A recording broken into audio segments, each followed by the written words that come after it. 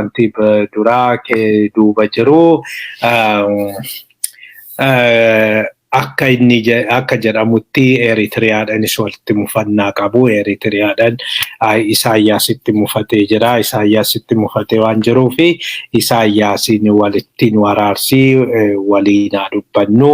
Akkuma duraa sanaa haaluma dura walitti nu fidde sanaanii walitti deebinee waan tokko tokko haa jennu jechuudhaanii waan jedhamu jira. Egaa duuba kunis wanti inni achi dhaqee fi kadhachaa jirus kanumaaf jedhama. Hunduma caala garuu amma rakkoon maallaqaa guddaa keessattuyyuu sharafa biyya alaa rakkoon doolaaraa baay'ee isa hudhee qabee jira. Doolaarri akka malee dabalee jira. Doolaarri yeroo ammaa kanatti bilaak maarkeettitti hanga doolaaraa qarshii 75 jijjiiramaa jira. Kanaafi biyyattiin agwaa keessaas waan baatee fi gargaarsi garaagaraa biyyoonni garaagaraa gargaarsi godhaniifis waan hin jirreef kanarraa kan ka'e amma rakkatee jira. Sharafa biyya alaa kana argachuudhaaf yoo akkuma dur yeroo inni aangootti dhufu biliyeenanii isa hammachiiste ammas biliyeenana hammachiisa jedheeti abdii godhateera. Kanaaf kan deemu amma yeroo kanatti dhugumaa biliyeenan hin hammachiisu waan ganaa laallu ta'a. Hundumaaf iyyuu egaa Abiyyi hin milkaa'u turree laallaa. Garuu namtichi kun Bin Zayid waan akkasumatti sagatuun fakkaatu. Maaliif yeroo lama isa baasee tokko yeroo aangootti dhufu yeroo sana aangoo sana akka inni aangootti dhufuu fi aangoo sana harkatti galfatee cimsatu waan guddaa gargaarsa guddaa godhanii fi yeroo sanitti yaadattuu ta'e yeroo tokkotti biliyeena 3 kan inni kennee fi ittaanee amma gaafa warri Tigraay dhufanii waraanni Tigraay gaafa jalqabu waraana kanaa waraana Tigraay keessattuu dadhabsiisuu fi United Arab Emirates diroonii kennee diroonii saniini waraanni Tigraay akka dadhabu kan godhame. Inni sadaffaani ammasii warri Tigraay achi bakka kufanii biyyoo arraabanii kaanii achiin booda hanga dhufanii Dabrasiinaa gahanii Dabrasiinaa mootummaa Abiyyi raasanii mootummaan Abiyyi miila jalaa dhaanii jiru. Mootummaan Abiyyi kufee jira bakka jedhamutti ammasii isaan gahanii du'a oolchaniiru, kufaatii oolchaniiru. Kanaafi fedhii guddaa qabu. Araara kanaan yoo laallee jennu wal bira qabnee laallu araara kanaanii araarri hin jira bakka jedhamutti araara kana dhiisanii yookiin warra araara kanatti gufuu ta'uu danda'u yookiin immoo yeroo wal waraansaa sana keessa warri araara kanaaf yookiin warra Tigraay fi akka diinatti ilaalaman fi humni isaanii humna Tigraay dadhabsiise kana ammatti dhaqanii daawwachuun kun mallattoo gaarii miti.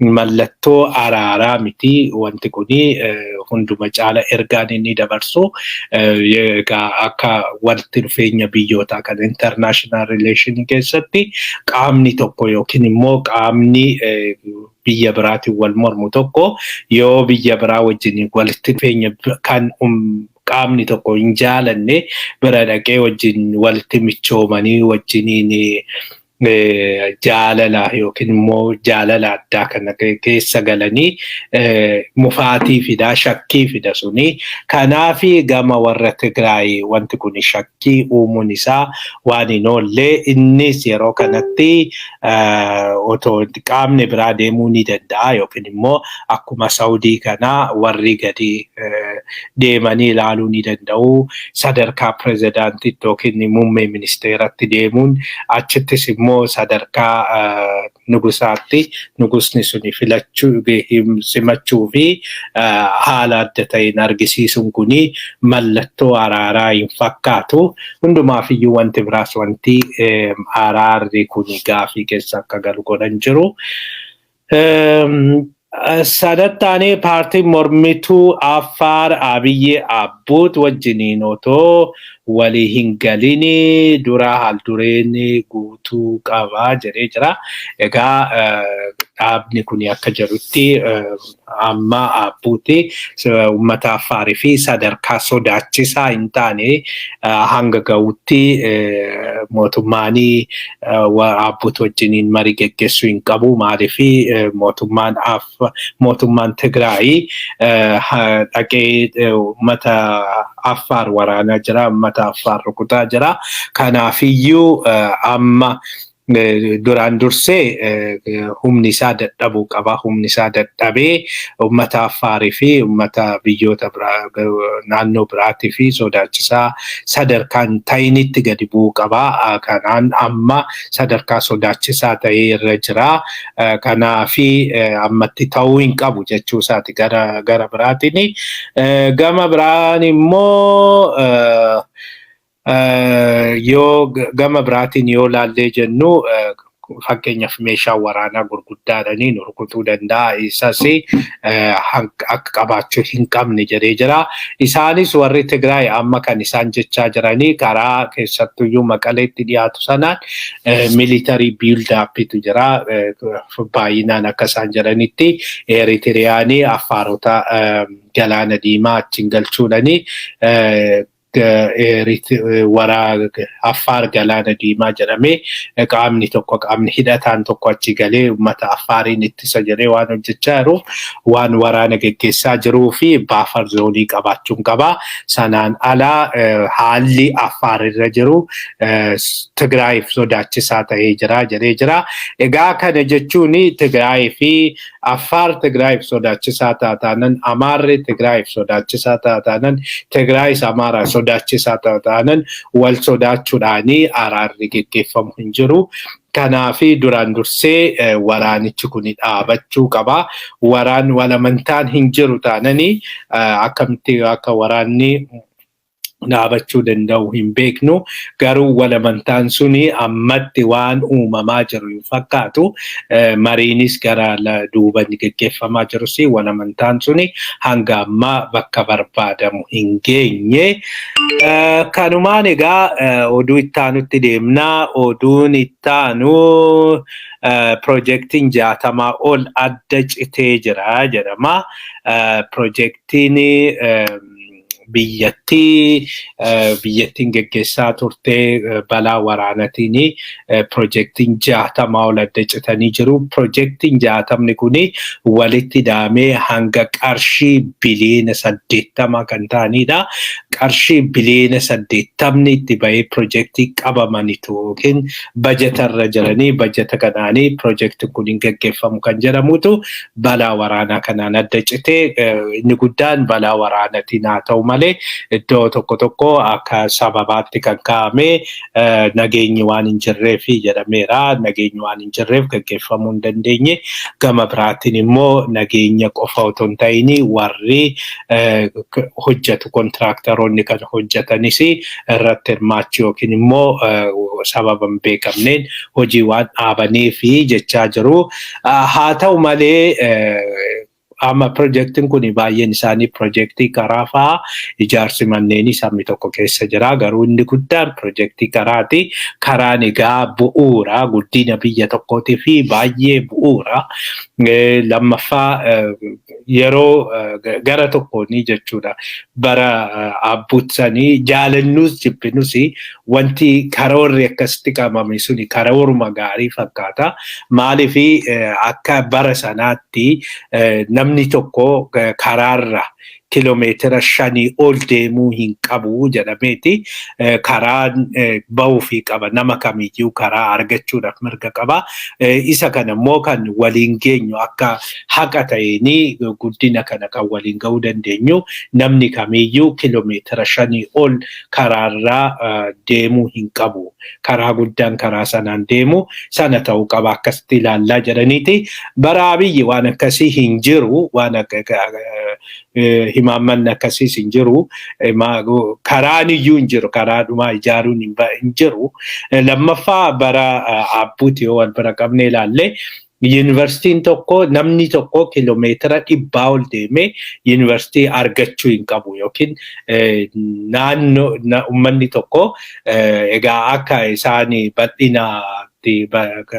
bal'ina yookiin lafaatti kan isaan laalanii fageenya lafaatti kanaafi reediyeesii kiiloomeetira 100 irratti yuunivarsiitiin ijaaramuu qabaa jedhaniiti inni suni amma gadi hir'achuu qabaa yookiin kiiloomeetira haala saniin waan wal ga'e fakkaata amma kiiloomeetira 70-80 gochuun ni danda'ama karaas immoo kiiloomeetira 5 kan ture gara kiiloomeetira 2-3tti gadi fiduun ni danda'ama waliin gahiinsa sana gochuudhaafi jechuudha garuu abiyyi sanarra waan hin jirree fi sunumtuyyuu dhabameera kiiloomeetira 5 saniin iyyuu dhabameera yuunivarsiitii haaraan ijaaramu hin jiru Biraanuu Naggaa yuunivarsiitii haaraa hin ijaarru kan jiru fooyyessinaa jedheeti fooyyessuu jechuun egaa qulqullina isaa eegnadha qulqullinni yeroo hundumaayyuu gaafii keessa kan jirudha garuu waliin gahiinsa yookiin immoo jiraate qulqullinni eegamu bakka hin jirretti qulqullina waan jedhamu hin jiru. Yoo jiraate yuunivarsiitiin duraan dursee infraastiraakchariin yoo jiraate saniin booda qulqullina itti aansu. Manni barumsaas yoo manni barumsaa jiraate qulqullina itti aansu. Mootummaan mana barumsaa hin ijaaru yeroo tokko karaa giiftii duree maalii jedhanii mana barumsaa 100-280 waan jedhaa turanii adde duree moo haal duree ishii jedhamtu itti duullee karma simbirtuu deddeebinee dhiyeessinee jennaan ergasii dhiisanii immoo irraanfatamee jira suni seeraan alasii heeraan alasii erga jenneen jechuudha. Amma kanaafi warri kun ammallee garasitti kan isaan jiranii karaan hundumaaf iyyuu misoomni waan jedhamu dhaabbatee jira amma. Ittaanee kan jiru kan wajjiniin kan wal qabatee qarshiin biliyoona 90 ministeera ittisaatiif ramadamee jira. Kun egaa waan ajaa'ibaati waan takkaa ta'ee hin beekne. Seenaa biyyattii sana keessatti bajanni akkasii loltuuf qabame hin beeku. Amma bajata haaraa biliyoona 120 kan qabame biliyoona 120 qabame kana keessaa biliyoonni 90 kan lolaaf qabamedha. Kana jechuun araarri jira isin murteessaa kana. Namni araara fedhu qarshii kana hunda hin ramadu. Yeroo baay'ee dudubbatamaa ture waa'een bajata loltuu kuni akka international standardiidhaan yoo laallee jenne international standardiidhaanii waan sirriin yookiin immoo diinagdeen fayyaa qabu jedhamu yoo bajanni lolaaf oolu parsantii 2 gadi yoo ta'edha. Bajanni lolaa oolu parsantii 2 gadi yoo ta'e biyyattiin sun nagaa qabdi jechuudha. Biyyattiin suni diinagdeen biyyattii sanii nagaa qabaa yookiin fayyaa qabaa jechuudha. Akkasitti kan ilaalamuu qabu. Amma garuu dura biliyoona 560 moo akkasiidha kan isaan murteessanii isa keessaa hagam akka bajata loltuudhaaf qaban hin beeknu garuu hedduu sana keessaas hedduudha kan inni qabateeru. Amma dabalataanii biliyoona 120 kan qabame hatattama jedhamee isa keessaa biliyoonni 90 loltuudhaaf kennuu jechuun egaa parsantii 2 siniin jedhee jira. Silaa ta'uu kan qabu amma biliyoona parsantii 2 waan ta'eefi biliyoona 2.5 akkas yoo ta'edha amma kan loltuudhaaf kennamuu qabu yeroo kanatti akka dabalataatti jechuudha. Akkuma isiniin jedhe asiin karaan hin hojjetamu piroojeektiin 60 ol adda citaniiru dhaabbataniiru qarshii biliyoona 80tu qabamee fi isaan sanaaf dhaabbatee jira. Gara biraatiin garuu biliyoona 90 immoo loltuudhaaf kan inni dabalataan qabamu jechuudha. Kana jechuun amma Abiyyi araara waan jedhamutti hin jiru. waraanni siin dhaabata jedhamee hin yaadamu kana hunda bajata qabanii amma leenjisuu kuni wanti inni ooluuf egaa loltuu leenjisuudhaaf meeshaa waraanaa bal'inaan bituudhaaf meeshaa waraanaa akka barbaadanitti biyya alaatii diroonis haa ta'u misaayilii haa ta'u waan garagaraa biyya alaatii bitanii galchuudhanii achiin booda humnaan olaantummaa isaanii kabachiisuudhaaf kan isaan deemanii kana keessa mariin karaa nagaas yookiin immoo mariin biyyoolessaa waan jedhamus hin jiraa kan jedhu waan quba qabnu hin jiru garuu waan fakkaatu miti. Taanee marii biyyoolessaa irratti Oromoon maal qabatee dhiyaachuu qabaa kan jedhu gaafiin kakkaa jira. Kanuma wajjiniin egaa wanti isin kaasnu waa'ee bajataa kana wajjiniin uummanni Booranaa, uummanni Gujii, uummanni Baalee hedduu rakkachaa jira. Ammallee keessaa wanti dhagaa jirru uummanni garmalee rakkachaa akka jirudha. Kanaaf lammii keenya kan gargaaruu dandeenyu numa qofaadha uummata kana wajjiniin haa dhaabannu. Mootummaan beelli jira jedhee ibsuu ni danda'a ture. Mootummaan beelli jira jedhee declare gochuu ni danda'a ture. Otoo mootummaan beelli jira, hongee hamaatu jira jedhee declare godhee warri biyya alaa Ameerikaas haa ta'u, Yurooppis haa ta'u waan kana gargaarsa kennuu ni danda'u. Gargaarsa gochuu ni danda'u. Haa ta'u malee amma gargaarsi kun hin jiru. Gargaarsa kana gochaas hin jirani.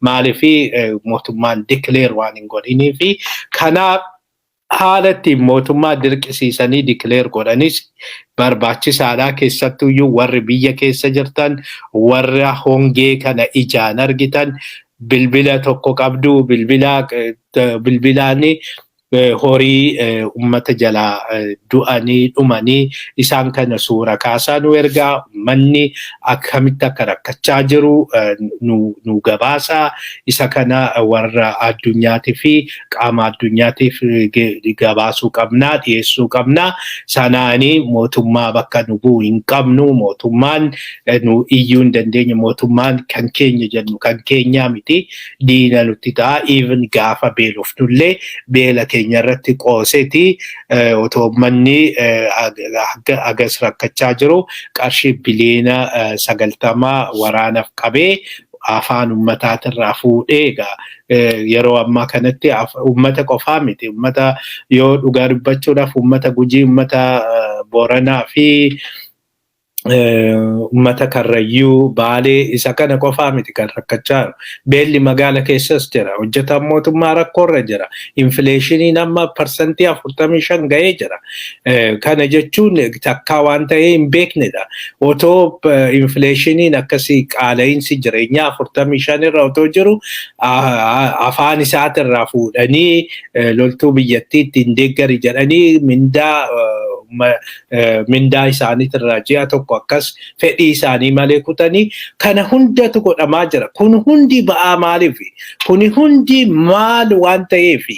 Diina akkamiitu? Diina addaa kamitu dhufeeti? Kuni hundi kan godhamu kan akkas godhamuuf uummanni biyyattii akkas kan dararamuuf akkas kan rakkatuuf maali waan ta'eef?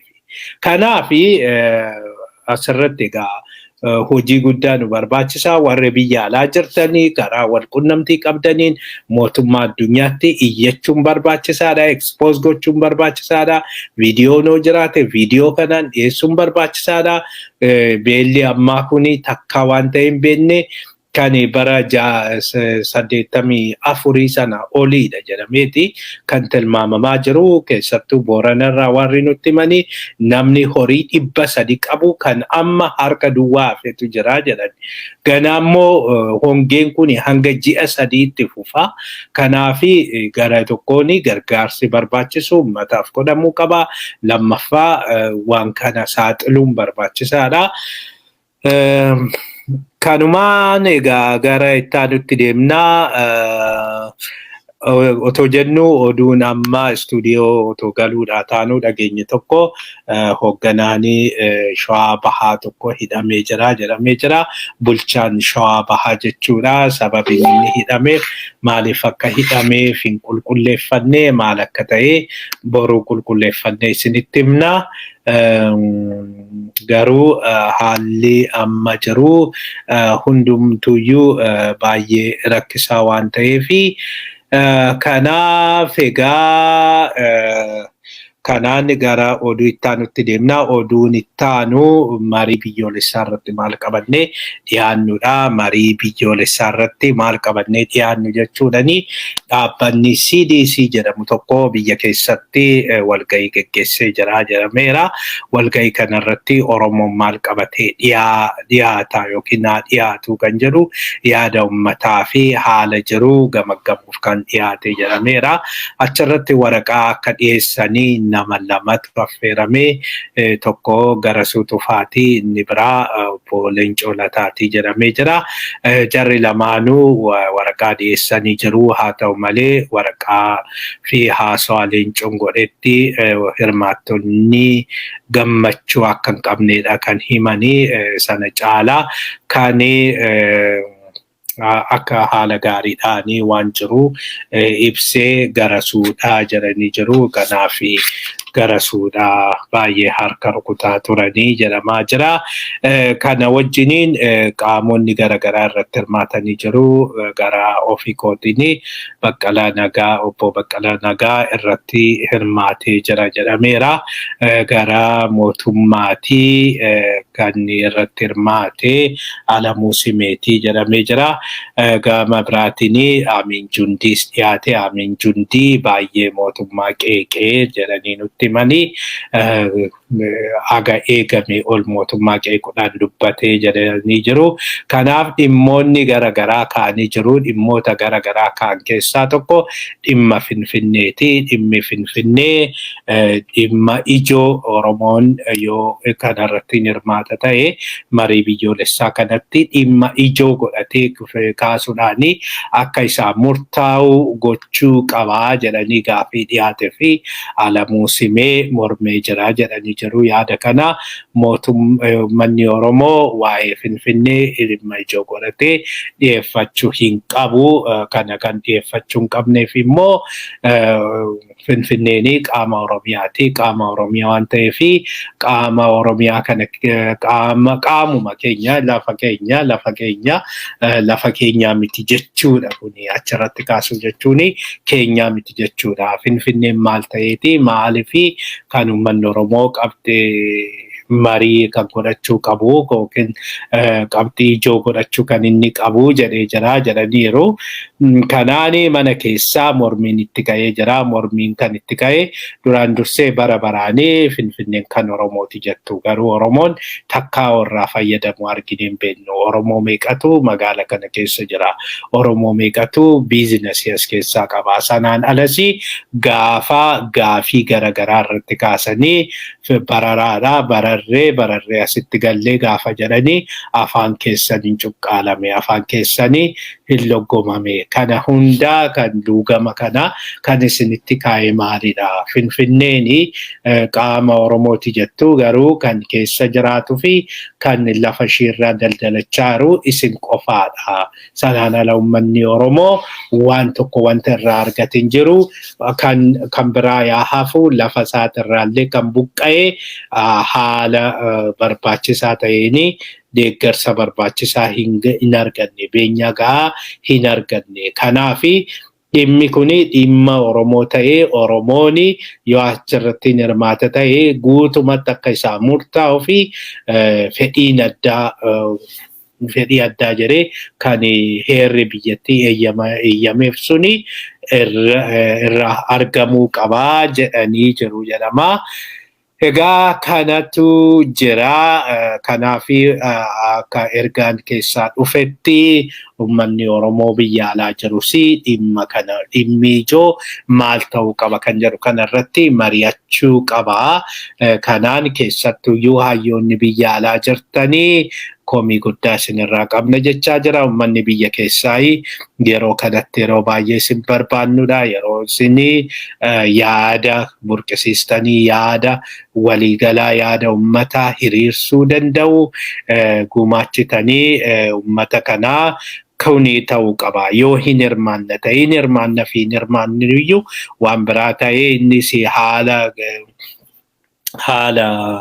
haal dureen kaa'amuu qabaa. Haal dureen sun yoo guuteedhe qabxiiwwan ka'uu qaban tuni qabxiiwwan achirratti ka'uu qaban kuni kana jedhamee kaa'amuu qaba. Kanaafi amma nuti reactive qofa ta'uu hin qabnu.